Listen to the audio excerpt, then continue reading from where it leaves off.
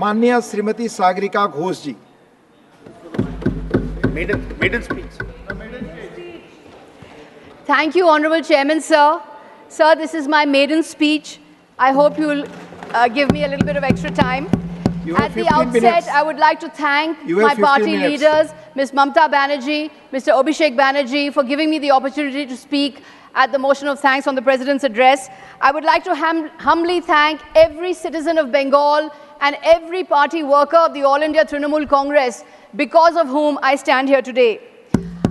I come to Parliament, sir, as a student of history and inspired by the great founders of our republic, Mahatma Gandhi, Jawaharlal Nehru, Rabindranath Tagore, and B.R. Ambedkar. Each of them has given us a life lesson. What has Mahatma Gandhi taught us? He's taught us that to create political transformation, there needs to be transformation of the self. Mahatma Gandhi has written a wonderful essay in the Harijan Weekly on 3rd October 1936, where he likens the war in the Mahabharata to a philosophical metaphor. This is the war within between our best self and our worst self. And it is when our worst self triumphs over our,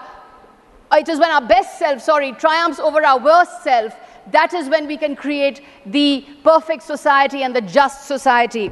So the key to social and political transformation is transformation of the self. Let us be our best self and cast out anger and hatred. Nehru taught us that only constitutional, representative, parliamentary democracy can improve the conditions of humanity at large. No other system of government, sir, not military dictatorship, not the one-party state, not any form of dictatorial regime. It is the constitutional, parliamentary, representative democracy that can improve the condition of humanity and give justice and opportunity for all.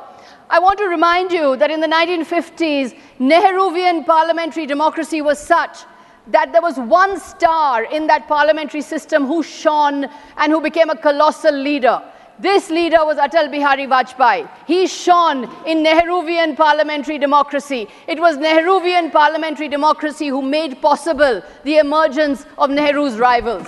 This is the beauty of parliamentary democracy. Vajpayee was a critic of Nehru. Vajpayee was an ideological opponent of Nehru, was given a stage and a platform by Nehru. Our founders dreamt big. They had the audacity of hope. At independence, we had 80% incidence of poverty. We were 12% literate. But we, yes we, poor, not literate, we would be a constitutional parliamentary democracy. What a dream, sir, what a hope.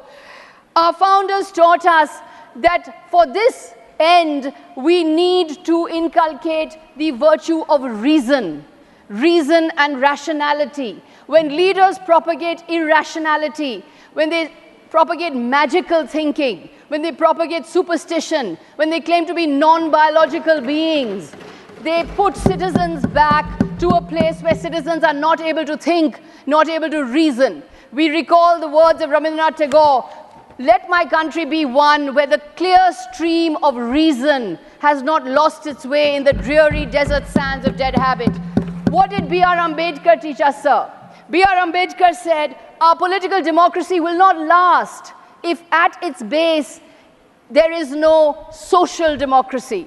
We cannot have political democracy without social democracy, without liberty, without equality, without fraternity in society. We will not be able to sustain our political democracy. Sir, I've been a journalist for 30 years, crisscrossing India, writing reports and writing articles.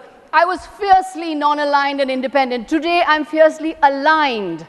And paradoxically, by being fiercely aligned to the right values, to the values of constitutional norms, to the values of protecting democracy, I feel I can speak the truth. Journalism once had a golden age. Fearless doyens of the free press asked fearless questions of the powerful. Look at the state of the media today. Look at the mainstream newspapers. Look at the television channels. There is one ideology that has a ferocious stranglehold. There is one school of thought that is dominant. A hidden hand is guiding the camera. A not-so-hidden hand is guiding the journalistic pen. What is happening to the media is that it has been captured. The media has been captured. Most of the legacy media cannot ask questions of the government anymore. But without asking questions, how can democracy breathe? Without telling truths to power, if journalists cannot tell truths to power, how can democracy get oxygen? Legacy media is getting suffocated in an airless, oxygenless jail. And when media is in jail, how can democracy survive? That is why I have chosen to speak today in response to the Honorable President's address on what I call the democracy deficit. I humbly thank the Honorable President of India for her address. In the address, the respected President said in para 17, the basic spirit of democracy has been greatly undermined. But undermined by who? In para 28, the Honorable President referenced the emergency of 1975. But sir, we are not in 1975. We are in 2024. How long are we going to look in the rearview mirror? How long are we going to use the sins of the past? How long are we going to use the sins of the past to condemn the present? Those who are obsessed with 1975, those who are obsessed with the emergency of 1975, if they want to oppose the emergency, why don't they bolster democracy? Why are they imprisoned in an emergency mindset? Why are they imprisoned in an emergency mindset? Why don't they set free the police as per the 2006 Supreme Court judgment? Why don't they uphold the federal principle? Why don't they make India safer for dissent? Yes. Why don't they allow the opposition a voice? Why don't they stop having a stranglehold on the democratic institutions? That is the way to oppose the emergency. But what is the point of always opposing the emergency, talking about 1975, but then doing the same thing as 1975, implementing the 1975, imitating 1975? Those who are constantly talking about 1975 are victims of an emergency mindset, which is why we have a democracy deficit today, sir. Here are 15 examples today of India's democracy deficit.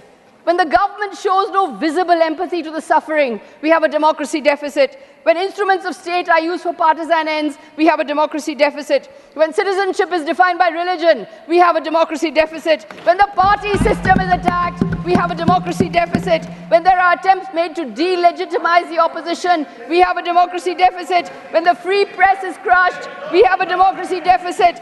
When hate speech is normalized, we have a democracy deficit. When lynch mobs are not given exemplary punishment, we have a democracy deficit. When official speeches do not mention ever by one word the name of a state which has witnessed civil war for over a year, when that name of that state is not mentioned, when Manipur is not mentioned, we have a democracy deficit. When those in power are not accountable, we have a democracy deficit. When individuals believe they are bigger than institutions, we have a democracy deficit. When citizens are not told the truth, we have a democracy deficit. When the federal principle is buried, we have the democracy deficit. When we don't celebrate religious pluralism as India's greatest strength, we have a democracy deficit. When protest is criminalized, we have a democracy deficit. A quick expansion on all of these. So the principle of empathy. To quote Shakespeare, the quality of mercy is not strained. It droppeth like the gentle rain from heaven. In the same way, sir, the quality of empathy. Where is empathy? Empathy is a principle of good governance. 24 lakh students sat for the National Eligibility and Entrance Test.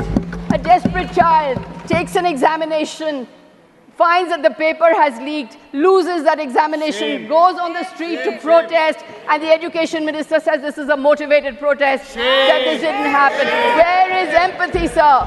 So my son is a doctor. I've seen the hard work, the Herculean effort, students pushing themselves to the brink to prepare for these examinations. Where is empathy for these students who are on the street, desperate?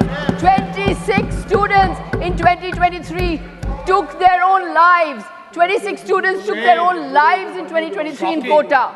70 papers have leaked in 7 years. This is the nature of the anguish facing the students today. There's a democracy deficit when the instruments of state are used for partisan purposes, when the enforcement agencies become a washing machine, one side always guilty, other side always innocent. The moment you switch sides, you're deemed innocent. Among politicians, 95% cases of the enforcement agencies are against opposition politicians. Shame. Since 2014, 25 opposition leaders facing probes have crossed over to the Bharatiya Janata Party. 23 of them have got clean chits. Washing There's machine. a democracy deficit when citizenship is linked to religion. How can religious identity be the basis of citizenship? This is a principle our founders would have opposed with all their might. 19 lakh excluded in Assam, sir, majority of them Hindus. 40 lakh still living under the threat of the CAA and the NRC. Lakhs of people worried that an unconstitutional law is taking away their lives, taking away their liberties, taking away their homes, taking away their universe because of an unconstitutional law imposed from above. There's a democracy deficit when the party system is attacked. With allurements and inducements, parties are broken, governments are toppled, administrations are brought down. 9 governments in 9 years. Shame. There's a democracy deficit when attempts are made to delegitimize the opposition. You don't just want to win, you want to delegitimize the opposition completely. Khan Market gang, Tukre gang, Lathians gang. Why this name calling of the opposition, sir? The opposition is a established and a part of the democratic system. The opposition is very much part and parcel of the parliamentary democratic system. In a democracy, the people are sovereign. When the sovereign people vote for the opposition, how can those elected representatives be considered illegitimate? How can they be delegitimized? This is not the politics of democracy. This is authoritarian populism. This is strongman politics. It's not enough to win. You want total domination. This year, the voters have cut you to size and, in fact, voted for the opposition. There's a democracy deficit when the free press is crushed. As I mentioned earlier, India ranks 159 out of 180 in annual World Press Freedom Index released by Reporters Without Borders. India's press freedom has fallen 19 places since the BJP-led dispensation came to power in 2014. In para 26, the Honorable President of India said in her address that in the era of communication revolution, disruptive forces are conspiring to weaken democracy. But who is weakening democracy in the media, sir? The democracy is being weakened by an overbearing government which is guiding, manipulating, terrorizing, muzzling, threatening journalists. I was shocked to see that journalists are not allowed, accredited senior journalists today are not allowed in the precincts of parliament. This is truly shocking for a parliamentary democracy. There is a democracy deficit when hate speech is normalized, when hate speech against religious communities is normalized and made acceptable, and those who are responsible for this hate speech get state protection. 75% of hate speech events come from states ruled by the BJP, according to the India Hate Lab. There is a democracy deficit when lynch mobs are not given exemplary punishment.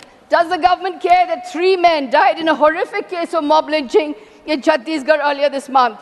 There have been many such crimes. They've gone unnoticed. A report by India Spend reveals that 97% of all attacks centered on cattle-related issues between 2010 and 2017. 97% cases were reported in the last 3 years. 61 out of a total 63 such cases are registered after the creation of the cow protection squads and beef trade restrictions, showing that it is under BJP dispensations. It is under BJP dispensations that these attacks have increased. There is a democracy deficit when a civil war has raged for over a year in a state and that state's name cannot be mentioned by the Honorable President in her address, and the Prime Minister does not even visit once to Manipur, where over 70,000 are homeless and 200 have died. There is a democracy deficit when those in power are not accountable. There's little accountability to those in power, neither to students, nor to rail victims, nor to youth promised crores of jobs, nor to women who are victims of crime. There have been 244 consequential train accidents between 2017 and 2022. Does the government care? The percentage of tickets, the BJP was proudly proclaiming that it's brought in the women's reservation bill, but the percentage of tickets given to women by the BJP this time is just about 15%. All India Trinamool Congress has given almost 30% tickets to women. 38% of our MPs are women. There is a Bengal model of women's empowerment that should be emulated across India. Because in Bengal, leaders are accountable for their promises. There's a democracy deficit when individuals believe they're bigger than institutions. When there's arrogance of power. Gandhi believed the means must be good for the ends to be good. Gandhi called off the 1922 movement of Chauri Chaura. So today, power has become performative. Power exists only for itself.